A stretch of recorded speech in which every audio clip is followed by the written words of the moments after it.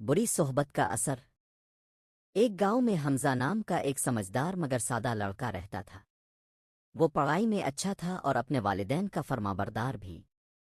इसके उस्ताद अक्सर उसकी तारीफ करते और कहते कि अगर वो मेहनत जारी रखे तो बड़ा इंसान बन सकता है।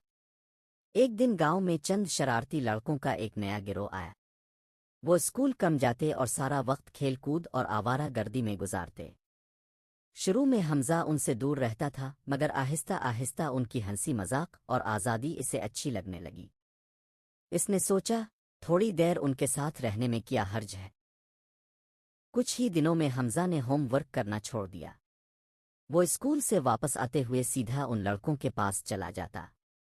कभी वो झूठ बोलता, कभी घर वालों से पैसे छुपाकर खर्च कर देता। इसके नंबर कम आने लगे और उस्ताद भी परेशान हो गए। एक दिन वो लड़के एक बाग से आम चुराने गए। उन्होंने हमजा को भी साथ ले लिया। अभी वो दरख्त पर चढ़े ही थे कि बाग का मालिक आ गया। सब लड़के भाग गए मगर हमजा पकड़ा गया। मालिक ने इसे पहचान लिया और उसके वालिद को बुला लिया। वालिद बहुत शर्मिंदा और दुखी हुए। उन्होंने हमजा से कहा, बेटा, हमने तुम्हें अच्छी तरबियत दी थी। ये सब बुरी सोहबत का नतीजा है। हमजा को अपनी गलती का एहसास हुआ।